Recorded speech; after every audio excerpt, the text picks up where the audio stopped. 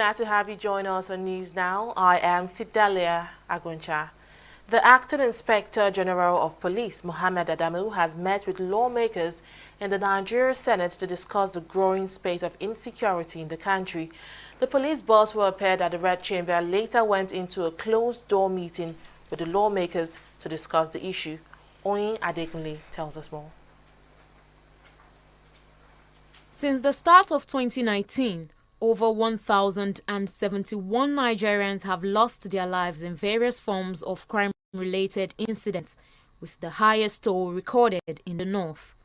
Still within the same period, close to 700 people were abducted by gunmen in various states across the country. This grim statistics has necessitated this meeting between lawmakers in the Nigerian Senate and the Acting Inspector General of Police. Police boss briefed journalists on what took center stage at the meeting. We have reviewed the strategy and what we have put in again in order to mitigate some of the challenges that emerged again. And they have appreciated what we've presented, and also they gave suggestions as to how to enhance the strategy that we said were deployed. Is there any plan to... They have agreed to support us in every aspect, in every area that we need in order to do our job to make the country secured. The number of personnel we have, as you know, it can never be enough, but the government is doing its best. Every year we are recruiting more policemen. At least this year we have about 10,000 again. So the number is growing, and very soon we will meet up to the required number that is needed for us to deploy it to fight crime. Adamu also reacted to the alleged rape of some arrested commercial sex workers by policemen in Abuja.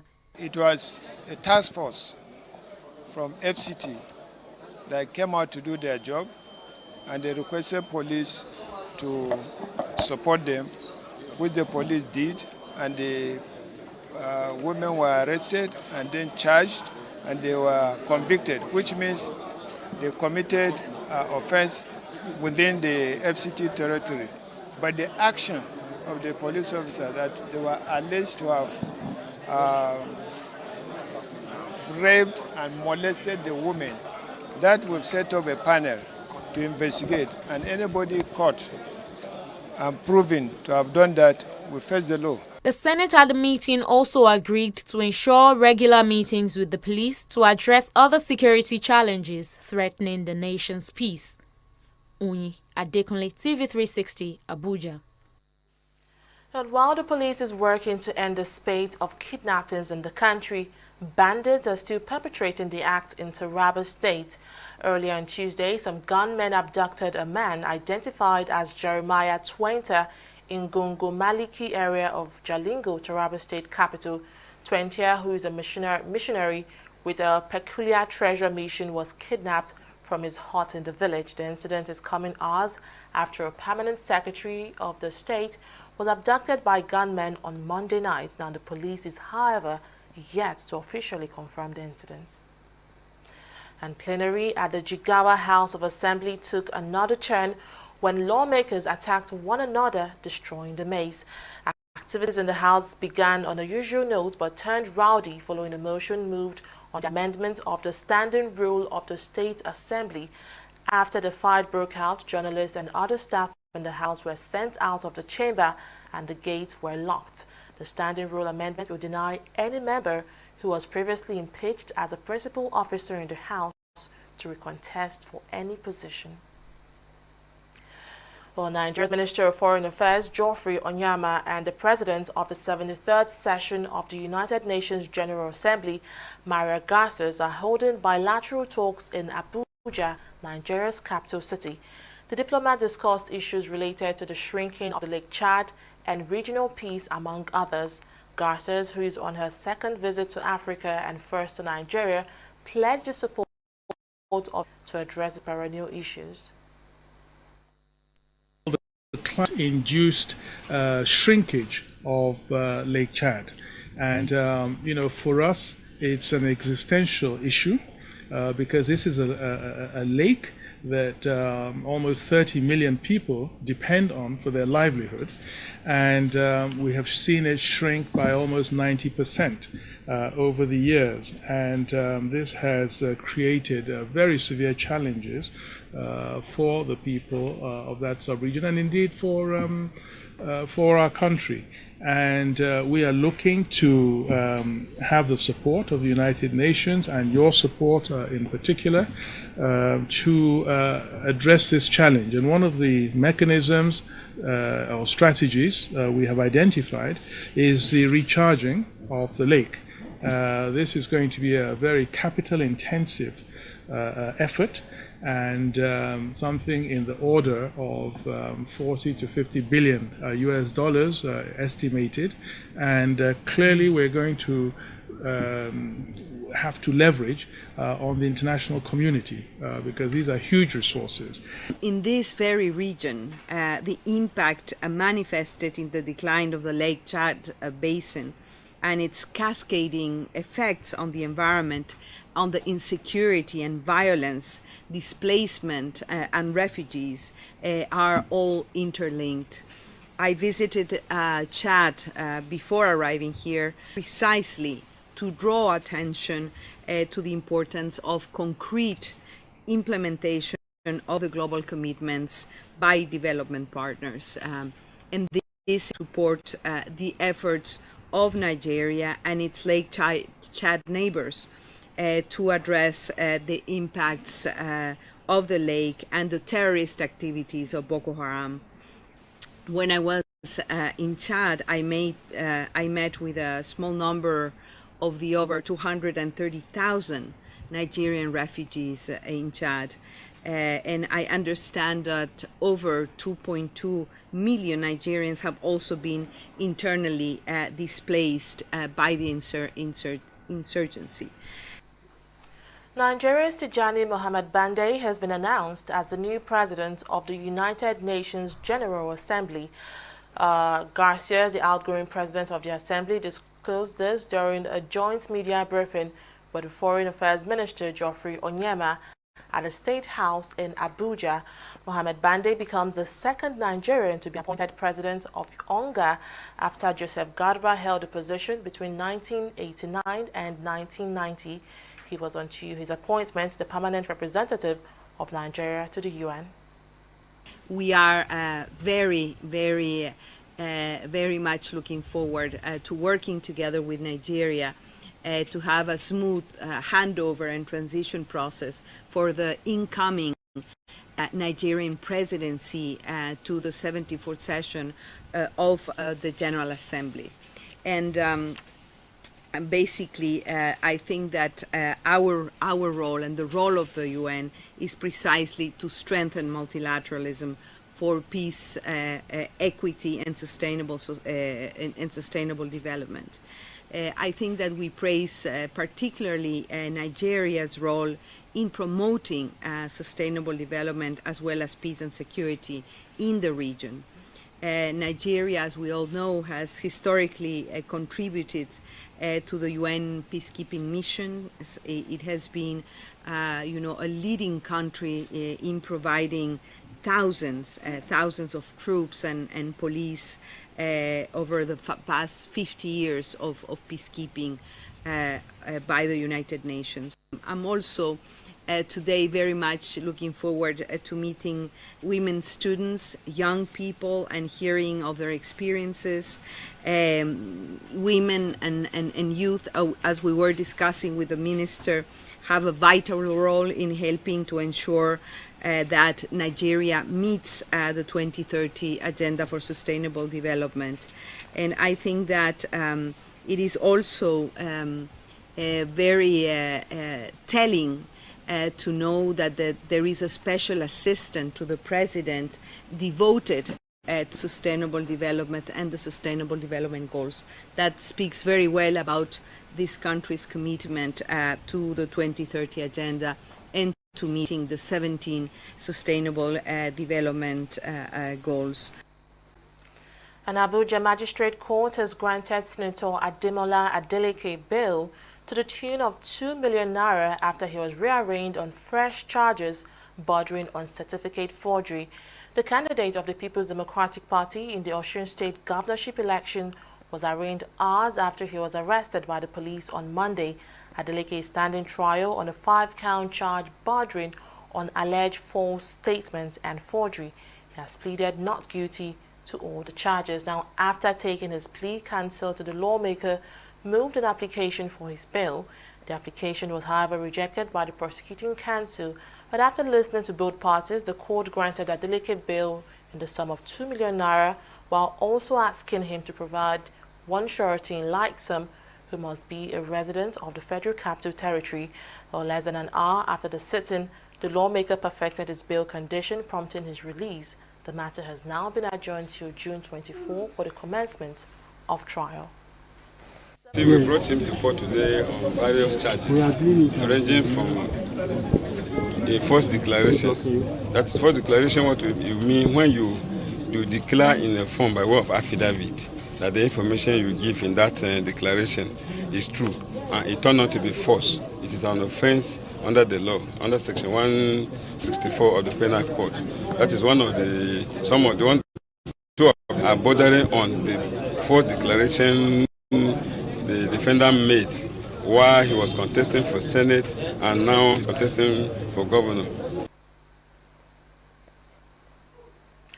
And the Presidential Election Petitions Tribunal will hold its inaugural sitting on Wednesday. A notice was served on all the parties to the petition, including the Independent National Electoral Commission (INEC) on Tuesday. Others that were said to have been served through their lawyers include the All Progressives Congress, that's APC, President Muhammadu Buhari, the PDP, and its presidential candidate in the 2019 presidential election, Atiku Abubakar. Aside the petition filed by the PDP, the tribunal has 3 other petitions by various political parties and their candidates to hear. The 5-man tribunal has 180 days period from the date of filing of the petition on March 18 to hear and deliver its judgment in the case in which petitioners said they had assembled about 400 witnesses to testify. Well, you're still watching News Now on TV360 Nigeria. I'll bring you more stories after this break. Stay with us.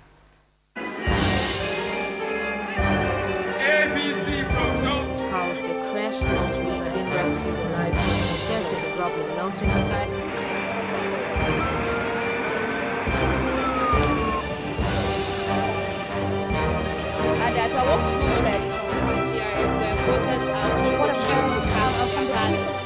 That election was built and Nigerians for area of Lagos as early as Some minutes say the incident has been managed. This morning.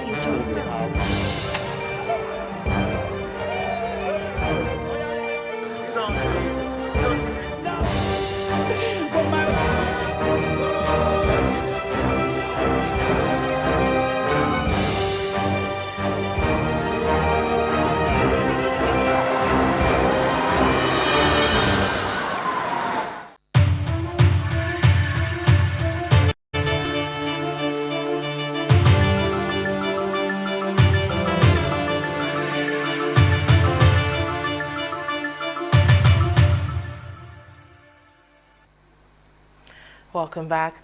Well, let's now look at happenings in the world of business. Annetta Felix is standing by with details. Hello, Annetta. Hello, Fidelia. So I hear there has been a ruling on the case between the AGF and MTN. Could you tell us more about this? That's true, Fidelia. A federal court sitting in Lagos State has dismissed the preliminary objection filed by the Attorney General of the Federation seeking to strike out a suit instituted by telecommunications giant MTN Communications Limited.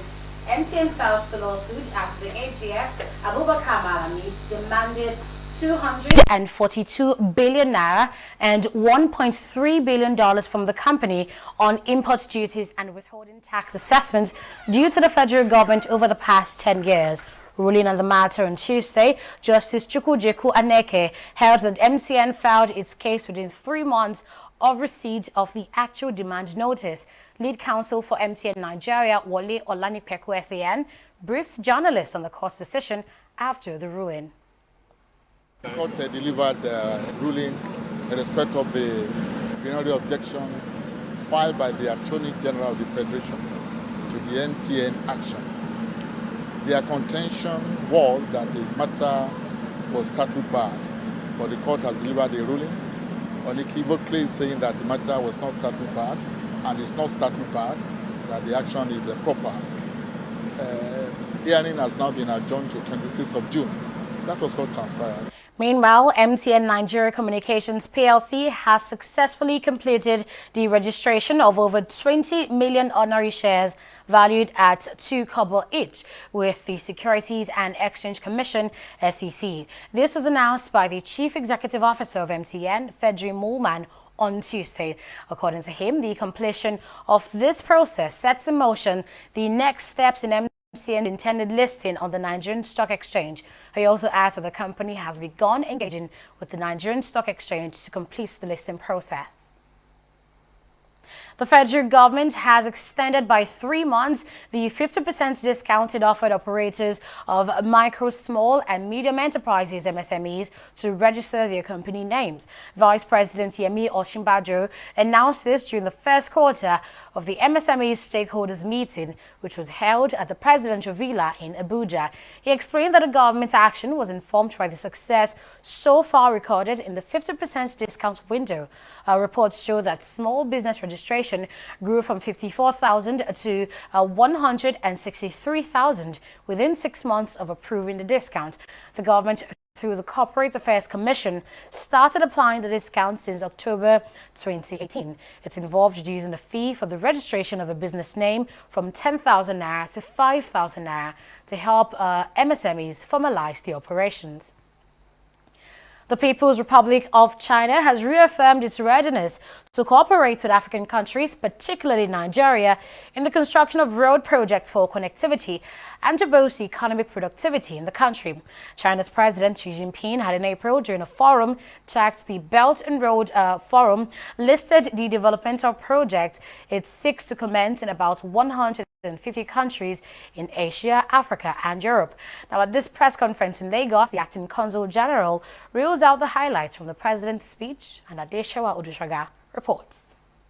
With the view of promoting high-quality belt and road cooperation through extensive consultation, joint contribution and shared benefit across over 150 countries, the People's Republic of China held its second Belt and Road Forum in Beijing with the theme Belt and Road Cooperation, Shaping a Brighter Shared Future. The Forum for Africa focuses on the construction of federal road networks, particularly in Nigeria, to increase productivity and economic growth in the country. The acting Consul General of the People's Republic of China at this press conference explains the summary of the forum and its benefits to Nigeria. President Xi Jinping stressed that connectivity is vital to advancing the Belt and Road Cooperation. We need to promote a global partnership of connectivity to achieve common development. Participating parties have widely supported the idea and agreed to promote all-around connectivity, develop a high-quality, sustainable, resilient, affordable, and inclusively accessible infrastructure, and improve the soft connectivity of policies, rules, and standards among countries based on the partnerships and multilateralism spirit. All parties look forward to deepening cooperation with China side and support effective synergy between the BRI and the development strategy of the participating countries and regional and international development agendas. So far, 127 countries and 29 international organizations have signed the Belt and Road Cooperation documents with the Chinese side. The Commercial Comptroller General also highlights the projects across states and the rate of employment it has generated. The Chinese company CCECC has organized a management team of great performance with professional plan. Construction works commenced simultaneously in different sections of the project with over 10,000 foreign and local employees, and over 1,600 sets of equipment. The project has been progressing with safety, quality, and efficiency despite the raining season and the tight schedule and various obstacles. Till now, over 80% of the foundation works and over 100 kilometers of double track laying have been completed. Further, tracking lane to Ibadan is progressing at a rate of 2 kilometers per day. The project is planned to be completed in May 2020. Belt and Road Initiative has been described as an ambitious development program through which China aims to boost trade and promote economic growth across Asia and beyond. The initiative, introduced by the Chinese government in 2013, seeks to connect more than 65 countries globally through infrastructure with participation of more than 70 countries from Asia, Africa, and Europe. Adeshawa Dushoga, TV360, Lagos. Next up is a review of the stock market after this.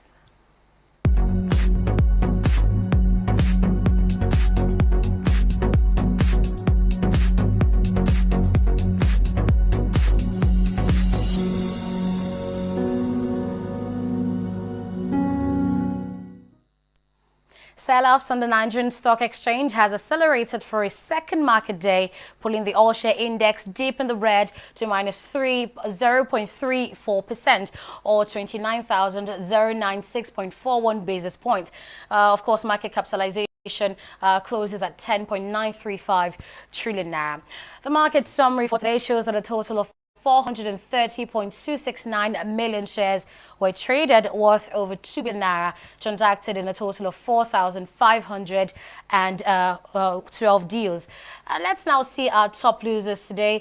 It's led by Julius Berger, followed by Okomu Oil, Dangote Flour, and Cadbury Nigeria PLC. We see that construction and real estate company Julius Berger lost the most today, declining by minus 7.61%, followed by Okomu Oil, which lost a minus 2.78%. That's 2 naira on the NSE today. Conversely, these stocks are making the most gains on the NSE, and they are Better Glass, Access Bank, Custodian, and First Bank of Nigerian Holdings. We see that they are actually making increases of 10%, 2.88%, 2.36%, and First Bank making an increase from 7.4 naira to 7.45 naira today. Let's now take a look at the top traders. We see that ICT company Cutville Business Solutions PLC, Japol Oil, Axis Bank, and United Bank for Africa are all recording huge sales. And on the global stock market, we see that the FTSE is declining by 1.63%. This marks a one-month low for the FTSE 100, the lowest since the end of March and the biggest one-day fall since March 22nd. The Dow Jones is also down by minus 1.71%, and that comes as Donald Trump, president of the U.S., threatened on Twitter to escalate the trade war with China, and this has pulled the Dow lower for a second day. U.S. officials say higher tariffs on $200 billion worth of Chinese goods will take effect on Friday, but negotiations is set to resume on Thursday in Washington, and maybe until then, the stocks might not be looking up. And let's now turn to Asia, where the Nikkei is down by 1.51%. We see also that the U.S.-China trade war is weighing on the stocks in Japan. And that's it from here, Fidelia. It's now back to you. Thank you so much, Annetta, for that review of the stock market and update from the world of business. Let's now turn our focus to the foreign scene. 2 Reuters journalists jailed in Myanmar after being convicted of breaking the Official Secret Act have regained their freedom after spending more than 500 days behind bars. The 2 reporters, Wallon and Kyung So, were convicted in September 2018 and sentenced to 7 years in jail in a case that raised questions about Myanmar's progress towards democracy and sparked an outcry from diplomats and human rights advocates. Earlier on Tuesday, Myanmar said it will release 520 prisoners in an amnesty. It is customary in Myanmar for authorities to free prisoners around the time of the traditional New Year, which began on April 17. And to sport, Atletico Madrid captain Diego Godin has announced he will leave the club after 9 years when his contract expires in June. The Uruguayan made this known at a news conference on Tuesday while fighting to hold back tears. The 33-year-old has played 387 times for Atletico since joining from Villarreal in 2010, scoring 27 goals, including famously clinching the club's first La Liga title in 18 years with a header in a 1-1 draw at Barcelona in 2014. Godin did not say where he is going, but numerous Spanish media have reported that he is on his way to Italian Serie A club Inter Milan. He is the club's longest-serving player and its latest high-profile servant to leave after Fernando Torres and former captain Gabi Fernandez departed last year.